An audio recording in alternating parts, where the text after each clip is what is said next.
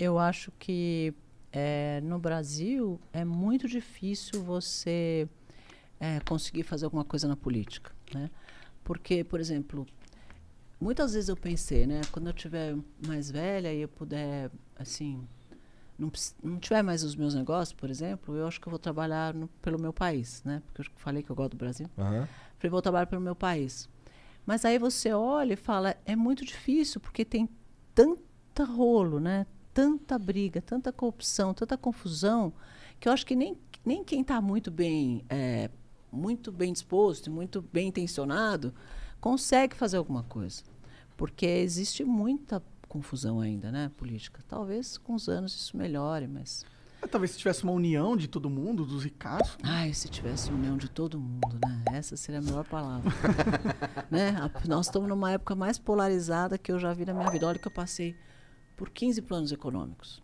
Eu vi hiperinflação, vi confisco, vi cada coisa surreal. Vi mudar o nome da moeda 3 vezes, vi tirar 3 vezes, tirar 3 reais. Né? Imagina empreender nessa época, devia ser loucura. Não, eu lembro de uns... 80% de inflação, eu trocava o preço 2 vezes por dia.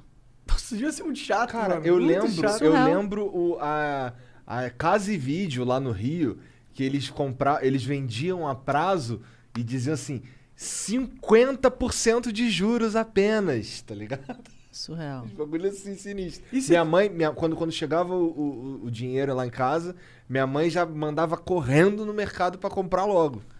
Porque você no tinha dia seguinte loja mudava o naquela preço. época, a fábrica? Eu já tinha a Fitoervas. E como que era essa loucura? Como que era ter uma indústria na época da inflação máxima? Maluco. Completamente maluco. Você imagina que às 8 horas da manhã eu trocava o preço e às 4 horas da tarde eu trocava o preço de novo.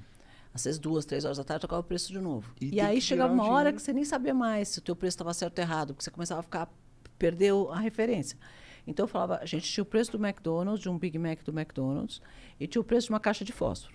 Então eu sempre tinha o preço desses dois produtos. Todo dia de manhã alguém me trazia o preço do McDonald's e da caixa de fósforo. Aí eu olhava o meu preço em relação a eles, para ver se eu não estava muito louca, se eu não tinha subido de mais ou de menos. Porque você sabe que o Mac e a caixa de fósforo ia conseguir fazer aquela conta boa. Sei lá, pra gente ter alguma balização. Algum tipo de jeito de você se De balizar. onde que tirava? De onde que o Mac chegava nessa conta? Eu Ele nem sei, olhava a não, caixa não de sei, fósforo? Nem sei se ele sabia tão melhor do que eu, mas assim, era pra mim, foi o que eu escolhi. Falei, vamos escolher duas coisas mais doidas e vamos escolher isso como referência. E aí escolhi esses preços. O Mac é uma boa referência, né? Na minha opinião, né? Chegou uma época que, se eu não me engano, a referência era o FIR, que é índice. Um índice aí, pá, não sei o quê. E, cara, isso aí a gente tá falando de 91, 92, não é? Por aí. Foi quando... Foi em 1990, que era o Collor, o presidente da época, ele tirou a hiperinflação e fez o confisco. Que foi, pra mim, essa foi a coisa mais louca que eu vi. Assim, espero nunca viver um negócio mais louco que nem esse. Imagina você acordar de manhã e você ter 50 reais na conta da empresa e da pessoa física. E eles tiraram o dinheiro das pessoas na poupança também. Então, por exemplo, o governo a vida inteira fez grandes campanhas para as famílias fazerem poupança e poupar o dinheiro dos filhos. Olha, faz uma poupança para o seu filho quando ele nascer. Então, as avós davam poupança de presente para os netos. O pai comprava uma poupança porque o dia que você casar, você vai comprar um apartamento. Ou o dia que você se formar, você abre a sua empresa, abre o seu consultório com esse dinheiro, sei lá. Então, todo mundo tinha uma cadeia de poupança. Os caras foram lá e congelaram a poupança, a conta corrente, tudo de todo mundo. Aí ficou o país inteiro com 50 reais no bolso. Todo mundo. Aí eu cheguei na fábrica, eu tinha 800 funcionários naquela época. Cheguei na fábrica, tava todo mundo assim, com o olho arregalado, me esperando entrar, né? E aí falaram, e aí? Como é que nós vamos fazer? Falei, olha, não tenho a menor ideia. Começa a pagar a luz, porque os 50 reais não paga nem a conta de luz da fábrica. Era surreal, não pagava a minha conta de luz da fábrica. Mas não pagava água, luz, telefone e tudo, não pagava. Eu falei, começa a pagar a luz, porque a gente não tem dinheiro nem para pagar a luz. E aí, pagou? Mas e o que aconteceu depois? Foi a época mais louca de todas, assim. Aí eles devolveram? Muita gente se matou. Muita gente se matou. Muita gente se matou. Você imagina, eu tinha uma amiga que tem 3 filhos. Uma história paralela. E ela tinha separado do marido, pegou um dinheiro, falou, olha, eu vou pegar esse dinheiro da casa que sobrou para mim, vou vender a casa e vou comprar um apartamento menor e a gente vai viver com esse dinheiro. Então, ela vendeu a casa, fez o negócio do apartamento menor, combinou com o cara que ia pagar, sei lá, amanhã, e vendeu a casa dela, recebeu o dinheiro, pôs no banco, congelaram o dinheiro. E ela ficou na rua, porque ela não podia pagar o apartamento menor que ela comprou, porque ela não tinha dinheiro, e não podia voltar para casa dela que ela tinha vendido, e não tinha o dinheiro, porque o dinheiro ficou preso no banco. Caralho. Aconteceu isso com um monte de gente. Meu pai nessa época empreendia também. Alguns clientes dele foram pro espaço e alguns outros se mataram Um mesmo. monte de gente se matou, um monte de gente se matou. Foi o maior índice de suicídio. Que loucura Porque essa as pessoas porra, né? piraram. Quanto tempo demorou para os caras devolverem a grana? Ai, eu nunca me devolvi. Na verdade, nunca devolveram direito. Foi 1 ano e 8 meses depois que isso foi sendo... Na verdade, o que eles fizeram? Um ano e 8 meses depois? Olha o que aconteceu. Eles fizeram um sistema de... Você podia ir desbloqueando o seu dinheiro. Então, por exemplo, eu podia desbloquear o dinheiro da minha folha de pagamento. Então, eu tinha que provar que eu tinha uma folha de pagamento. Eu ia até o banco, o cara me dava em dinheiro o valor exatamente da minha folha de pagamento. Eu ia para o escritório, pegava um monte de envelopezinho. Eu tinha 800 funcionários. Eu tinha que pôr no envelope o dinheiro de cada um e entregar o dinheiro para as pessoas. E assim foi indo. Eu conseguia desbloquear. Então, por exemplo, eu podia desbloquear se eu tivesse que pagar um empréstimo, se eu tivesse que pagar um imposto, eu ia lá, provava que eu tinha esse negócio e conseguia desbloquear. O que eles conseguiram com isso? Empurrar a economia um tempão sem ter dinheiro girando, para baixar a inflação, porque a inflação era 80%. Entendi. Então era uma... Obviamente não deu certo, nada deu certo, porque aquele negócio era uma loucura, um sistema completamente maluco. Mas isso foi fazendo esse desbloqueio acontecer. E eu, graças a Deus, eu não tinha salário naquela época.